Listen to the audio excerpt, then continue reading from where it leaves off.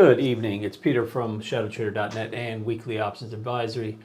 And the title of this video here is, Are we rolling over? So let's take a brief look here at what's actually happened in the S&P since we started bouncing off of the recent lows. So there's a lot going on here technically. Most importantly is that we've run up right up to a midpoint here. It's a 50% fib from the high of the move to the low of the move. So that's noteworthy right there. So you can put that as a feather in the cap, I think, of the bears, because the market turned around exactly where it should have, right? It should basically not bounce further than 50%. At the most, it should go 61.8 and then roll over if it's going to be lower.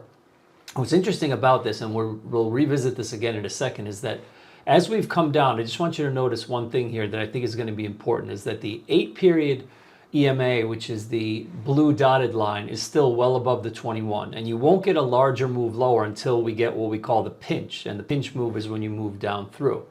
And that's what you're starting to see in the NDX, which has been weaker on this move down. You can see that the NDX bounced far less than the S&P, and in bouncing it only came up to its declining 821, and as you can see, the pinch is almost starting to happen here. It's just about starting to happen, and the NDX, it's noteworthy that if you can see in the circled area, it didn't even make it to these prior highs, right, which then we gapped kind of right to here and moved below. This would have been an obvious point, I think, where it would have went to, and that would have also been corresponding with this downtrend line. So the fact that the NDX rolled over ahead of that and used the declining 8 here with the possible pinch as resistance, I think is noteworthy. So just kind of keep that in mind. Now, going back to the S&P and talking again about that pinch, what I want everybody to watch out for here, because it's not totally obvious that it's going to go back down. A lot of people, I think, are thinking that, but I maintain that I've been seeing the same type of rotational action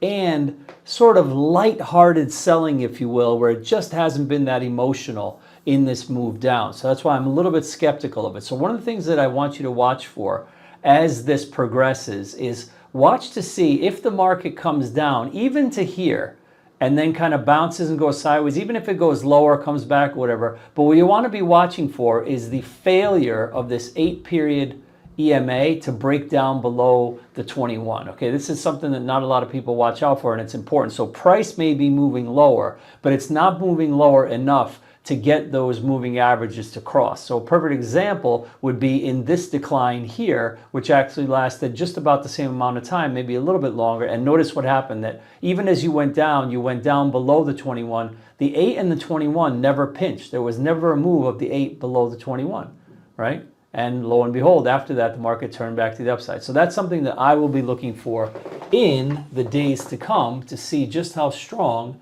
these sellers are. Hey, this is Peter from ShadowTrader.net, and I just wanted to thank you for watching this video. If you enjoyed this content, please hit the like and subscribe buttons. And if you'd like to trade live with me every day in my weekly options advisory, then check out the link in the description below. I wish you good trading, and I'll see you in the room.